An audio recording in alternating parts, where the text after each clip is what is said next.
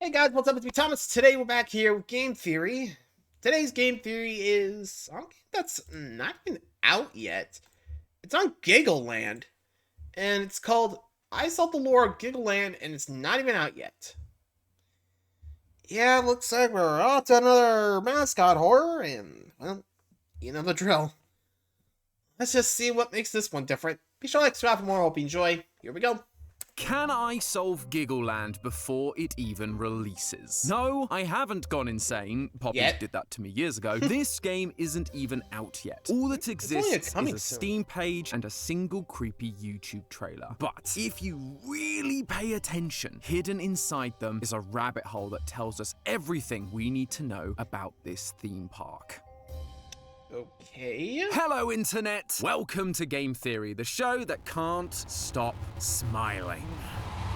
And what makes me smile is after a long day of theorizing, I like to kick back, open a pack of M&Ms, and watch some other YouTube videos so that I can just relax and switch off. But as the old adage goes, there's no rest for the wicked. While I was just minding my own business, YouTube showed me an ad for a new indie horror game, Giggleland. Now, despite my sorted food watching experience being rudely interrupted, I have to admit I was intrigued. And so I watched the full video, and it ticked all the usual boxes. Abandoned theme park, creepy mascots, the works. But the game wasn't actually out yet, so I took a mental note to talk about it once it released, and then I saw the description. It was all in binary. Oh, binary. That translates to a Discord server link. Clearly, there was more to this thing than met the eye. And now there was a server full of theorists who also wanted to solve what I very quickly realized was an ARG. One of the hardest ARGs I've ever seen, in fact. But thanks to the community's hard work and dedication, as well as a little bit of elbow grease from us here at Team Theorists, I believe we've not only solved the puzzles for this ARG, but the story of the game before it even releases. As always, links for the server and the master doc this community has made will be in the description. But without further ado, let's explore the mysteries of Giggleland. Yeah, You will fast. laugh, you'll cry, and you'll never stop smiling. Once you join the Discord server, the first thing you're told to do is to visit the website, Don't forget to visit the which website. hasn't been linked. So we're off to a great start. Thankfully, Discord user FaceMelter9000 somehow managed to find it. Giggle.land. And like that, we're off to the races. Although it's not exactly what you'd expect from an indie horror website. It's more like the back end of a website, though by clicking on admin, you do find the actual website for the theme park. And immediately things feel off. There's a picture of two characters named Elliot and Ella, except according to the assets folder, their names are actually Tolly and Rory. Elliot and Ella are different characters, the cat and dog from the trailer. There's also a page full of cartoon cats, loads of glitchy text that can't be translated, and reviews reminding you to be happy. I did notice a pentagram and upside down cross in a few places, so we might be dealing with some classic demon mascots here, but there's just not a lot to go off of. So I went back to the Giggle.land page.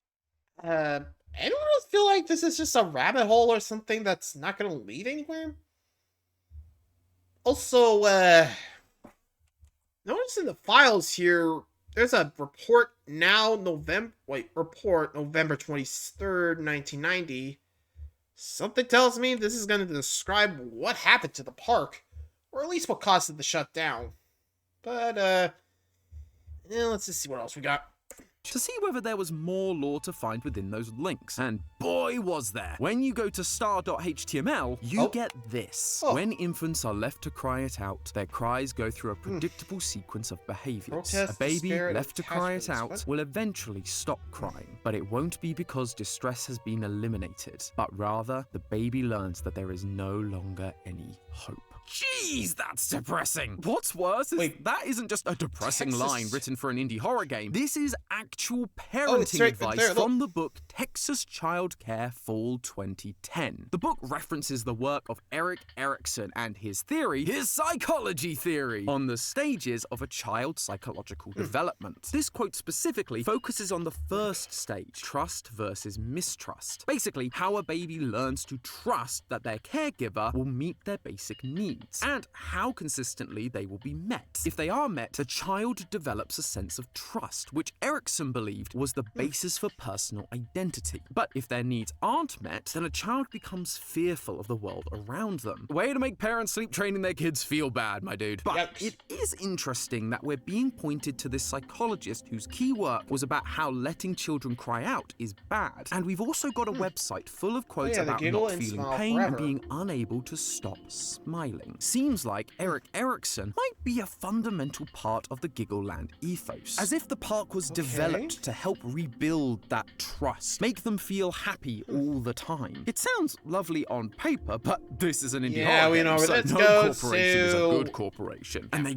definitely aren't doing things above board. Back on Giggle.land, there's a PDF called Report November 23rd, 1990. It's a missing persons report for an 8-year-old girl named Laura. While watching TV, Laura was told by her mother it was time for bed, and she turns off the TV. This starts a fight where Laura insists on watching to the end of the episode to see what happens. Laura's mum does end up giving in, but once the TV comes back on, the show has already ended. Laura went to bed devastated, and the next morning, Laura was gone, with all her clothes, stuffed animals, and drawing pad. Laura's mum speculated that it was her ex-husband. They were divorced, and he had a bad habit of hurting Laura. All signs seem to be pointing to him, but with what we know about Giggleland's desire to make sad children happy, I have a feeling they were the ones who abducted Laura. Why else would there be a missing child report on a website about a theme park when it was a home abduction? Besides just filling out my indie horror bingo card. If they are following the works of Erik Erikson, they likely believe that what they're doing is a net good, and so kidnapping kids, forcing them to be at Giggleland, it's worthwhile because they will get a better future. Needless to say, I had a lot of questions. Fortunately, there was a contact page with an email address for someone named Josh. So immediately I sent them an email and got an instant reply. Surprise, surprise, it was just an out-of-office auto-reply. Why put an email somewhere if you're not gonna respond to it? Because this is an ARG,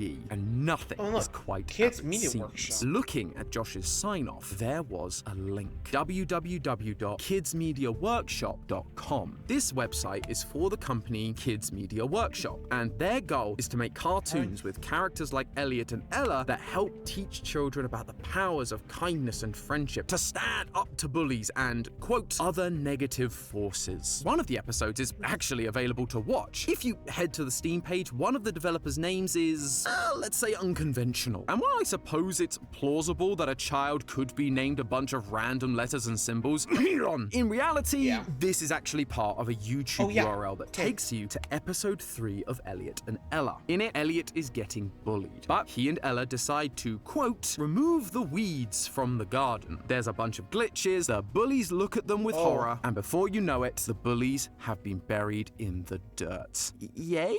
I mean, standing up to your bullies is good and right, but burying your classmates was definitely frowned upon where I grew up. That being said, I think we found our monster mascots. However, the kids and their parents don't really seem to mind this. In fact, they love it. And that's because the show isn't just for kids, it's by kids. In the Parent Zone, KMW says it's providing support for parents who have children with trauma. The staff are trained psychologists who provide respite care, separating the kids from their parents, learning about their issues, and then creating similar stories for Elliot and Ella to play out to help them. On the About page, we're also told that the children were encouraged to write, draw, animate, and voice act for the show to help them express themselves. Or as I like to call it, free child labor. That, along with teaching kids to remove, quote, negative forces like the bullies, separating them from their parents, willing or otherwise, and insisting everyone should be happy, I think we may be dealing with some kind of cult. One that is using the psychology. Yeah, I can definitely see the cult being a big influence on this one. My guess, they took over, but outside of that, even I'm not too sure. So, begs the question though, are the kids still there or what's going on? psychology from Erik Erikson to brainwash kids to build up trust and convince them to leave their sad homes like Laura and remove those who don't conform. Plus, there's this message from the KMW founder and, well, just listen. We live to believe and create something you cannot take away from us. Now, will you listen and take our words as we speak? For we are here to lead you. Like, come on, Terry, sound less like a cult leader. This cult is absolutely trying to convert the world in their way of life and removing those who don't agree with it. And actually, if the kids are writing these episodes, does that mean that they saw what happens if you don't conform? Did they see the murder mascots like we saw in that episode? Just something to think about. Terry also has this weird habit of capitalizing certain letters, which, of course, I wrote down and put into all the ciphers I had, giving me nothing. I know. Yeah. I was disappointed too. This had to mean something. You don't just randomly capitalize letters like that in an ARG. But it felt like we were missing something. Like there was a key to unlock their true meaning. And that is when Discord user Aurora and her team discovered something huge. After some intense searching through the website, they found that there was a secret audio file inside the missing persons report PDF. I've never seen anything like this before. What a crazy way to hide clues. Good job, Giggleland, and good job, Aurora and team, for finding it. So, let's open it up. Wait, it's just a doorbell? No, that was my actual doorbell. Maybe the next clue is outside. Huh. No, it feels just a little your response. big for a clue. Surprise! Santi, what are you doing here? Well, you've just arrived in the US, meaning your fridge is empty. And while I don't care if you waste away, I think your viewers might. So here's a sponsorship for today's episode that should help you out. Oh, cookie. Well, you know the drill. I mean, food service, yada yada yada. Why don't we just go ahead and get back to the work? Or at least you know what's up. Anywho, let's just see what's in that audio file in that police report. On to sender. Bye! Now, let's open up this audio file. And Password. it's password protected. It never ends, does it? So, once again, it was time to go over everything we had to see if there was something I'd missed. And indeed, there was. On Giggle.land, there was a bug report, which seemed like any standard game bug report. But what I'd failed to notice the first time was this one line that's highlighted. Finally, a code I recognize. Base 64, which gives us the name Sarah. We've not met a Sarah yet, but who am I to question it? Sadly though, Sarah is not the password, at least not on its own. I do, however, remember this ARG mentioning Base 64 once before, in the description of the secret Elliot and Ella episode. Below the binary code, it says Base 64 plus PDF. We've used Base 64 for Sarah, so now we need to unlock the second half with a PDF. And the only PDF we've encountered on this website so far is the missing report about Laura. The question is, what part of the PDF do we use? Discord user Tamus suggested using the highlighted number at the top of the report, 513-769800. And wouldn't you know it, it worked. Happy birthday to our dear... We really wanted to celebrate your special day with you. It's a shame your mother took you away before the start. Maybe when you're older we can find each other. We'll give you a gift you'll never forget. We love you. Even through the distortion, it's clear Elliot is saying Sarah, the name we needed to open the file. Is Sarah another missing kid like Laura? Laura's mother took her away from the show she was watching before she could see the ending. Maybe before she could be brainwashed to make her happy all the time. Although, KMW made it seem like that was happening at the physical Giggleland. So did Sarah's mum take her away from the psychologists before they could fix her? Theorizing aside, remember, this isn't actually the piece of the puzzle we were looking for. We were looking for a key to solve this jumble of letters. And that key is now right in front of us. As I tend to do with all random audio I get in an ARG, I put it into a spectrogram, and doing so reveals a 6x6 grid with a selection of boxes blacked out. What was that random mess of letters we found earlier? 6 lines of 6 letters. Laying the text over the grid and selecting the letters that were in the blacked out boxes, you get a single word. Crying. They're really leaning into this Erik Erikson quote, aren't they? And they continue to do so because if you take the word crying and put it at the end of the Kids Media Workshop URL, you find this box. It congratulates us for finding the key, and suddenly a picture of Erik Erikson comes out of it because why not? So the weird doesn't stop there. There's another link on the KMW homepage labeled the Captain's Sales. And when you click it, it asks you to download a file full of images. These images are particularly peculiar because they are simply colored dots, but each file is named a different number. People tried combining all of them, combining just the reds or the blues, but whatever they did, it didn't reveal anything. We all knew these colors were important because Discord user Joan found a hidden page on the KMW site that gave us the hint red, blue plus green. We just couldn't figure out how. In fact, we were struggling so much that Giggleland themselves entered the chat. Yeah, they took pity on us and gave us another clue. Eric Erickson had some great books. Well, we've already been talking about one of his books, Childhood and Society, the book about the stages of child development. And this is where it gets real interesting, theorists. If you take a digital copy of the book, specifically the second edition, you can overlay the colored dots on the corresponding page the image is named after. And the dots will then highlight certain letters. Noting down what letters are revealed by each color, and then using the red, blue plus green clue from earlier, we get a really long combination of letters and numbers. Again, I tried my usual ciphers. Again, nothing worked, and so again, Giggleland had to speak up. They said to use a KDF, or key derivation function. This is basically an algorithm designed to generate secure passwords from a single key value, turning a simple password into a much tougher string of characters, exactly like we have here. All we need to do is reverse it, and for that, we need a key we've actually been given already. Back on the page with the Erickson box, we were told we found the key, and to get there, we had to use the word crying. Discord user Truehead was actually the first to figure this out, and once they decrypted it, we got a new YouTube video. All we can see is a very dark room with TV audio playing episode 3. You won't actually pull the root out. However, that's not what's interesting here. What's interesting is the video's transcript. It does not match the audio we're hearing. Instead, it says this. She speaks to herself. Alone, she begins to stand. Reaching her hand, she begs for some light. Answers. That is all she wants. Her travels are only just tumbles. She who speaks, 06. Hey, you and me both, poem. I'd like some answers too. Like, who the heck are you talking about? Wait a minute. The letters at the start of each sentence. S-A-R-A-H.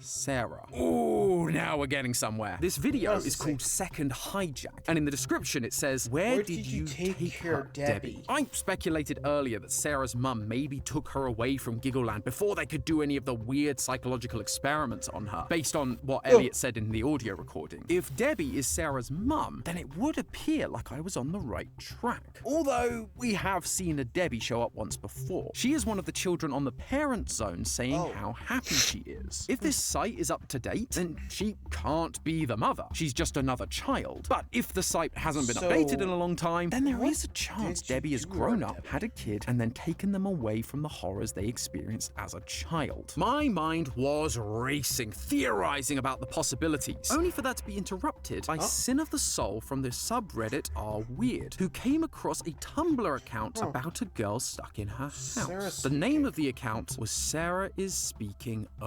06. She who speaks. This is Sarah's account, and it is a treasure trove of lore. She is a girl graduating high school, and much like the transcript of the poem said, she is talking to herself, looking for answers, and is stuck inside her house with her mum constantly keeping an eye on her. This is everything we've been looking for. For example, another post tells us that one day her mum leaves the bedroom door unlocked, and Sarah begins to snoop around, finding her mum's sketches of, get this, Elliot and Ella. I'm getting a real good feeling about her mum being Debbie from the parent zone. Those kids were encouraged to draw, to express themselves, to make the show. And sure enough, as time went on, we got that confirmation. People began messaging Sarah directly on Tumblr, and someone asked if they knew someone called Debbie, to which Sarah responded, I have a mum named Debbie. And when Sarah asked about her mum's drawings, it was revealed that that her mum was raised in a commune with her uncle, who helped teach kids how to draw and express themselves. Check, check, and Triple check! Debbie is Sarah's mom, and we she got is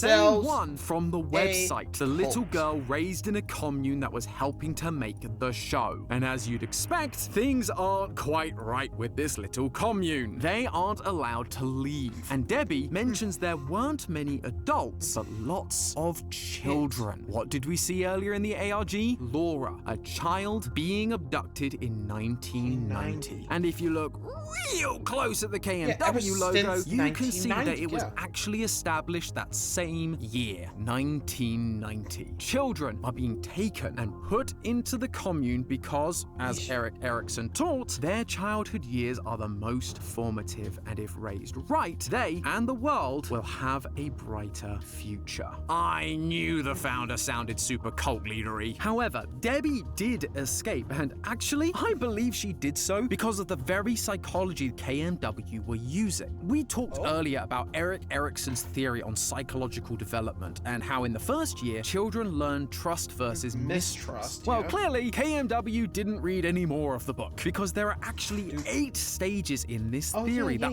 all apply to different ages. Now, thanks to Sarah, we can actually figure out how old Debbie was while in the commune and what stages she went through. Sarah's account ends in 06, implying that she was born in 2006. She's also graduating high school, making her 17 or 18, which would then match up with the year 2024, the same year the KMW website was last updated. So 2006 feels like a good birth year. In one post, Sarah makes a comment wondering what life would be like in the commune. So clearly, she didn't grow up there. But we've also had messages like, where did you take her? So the commune know of Sarah's existence, meaning Debbie either left when she was pregnant or when Sarah was so young that she now doesn't remember. We also know Debbie was part of the commune when she was 11 based on that parent zone comment. And it seems like KMW became public in 1993, according to their website. We don't know for sure if that comment has been there since the beginning, but if it was, that would mean Debbie was 11 in 1993, and so would have been 24 in 2006 when she gave birth and left. Debbie was part of the Giggleland commune for over a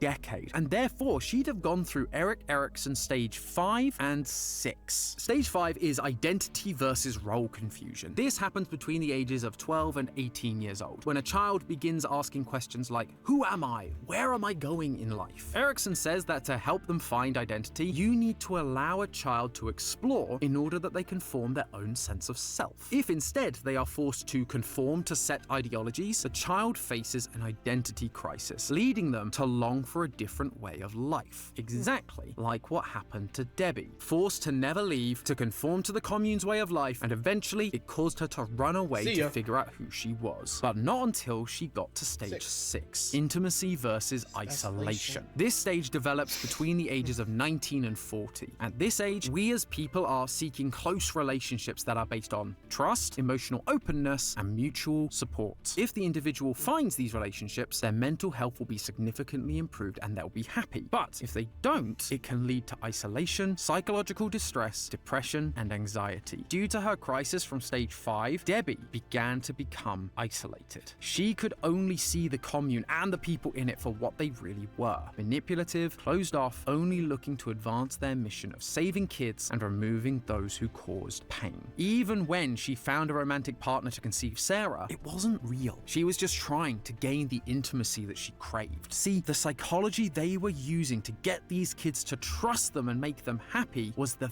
very thing that pushed her away. Now, she has escaped, but as Erik Erikson said, the damage was already done. She has isolated herself and her daughter out of paranoia that someone is going to take her away, which ironically is leading Sarah to follow in her footsteps. Sarah is 18 and so is also in the identity versus role confusion stage. And just like her mum before her, she is being isolated, forced to conform to her mum's way of life. Now we are beginning to see her rebel. She's starting to snoop around, desperate to find the truth, and it's driving her towards Giggleland more and more. When Elliot said, maybe when you're older we can find each other, we'll give you a gift you'll never forget, that was foreshadowing the events that I believe we're going to see unfold in the actual game. Oh yeah, remember there's a game attached to this thing? Recently, Sarah began answering answering more questions on her Tumblr. In those answers, she mentioned having a Rabbit blue bunny plushie. toy with an accessory, and that she likes wearing beanies, which matches up suspiciously well with the two characters I mentioned right at the beginning of this episode, Tolly and Rory, who, based on the screenshots on the Steam page, appear to be the lead characters in this game. On the website, we're told that the real Giggleland is being turned into a game, the game we're about to play, making this an in-universe game. So either this is going to be a retelling of Sarah's story with Tolly representing Sarah, or worse, Sarah is going to head to Giggleland and end up being trapped in the commune, forced to help create this game, using her experience and Tolly to tell us what happened, just like the kids' cartoons did all those years ago.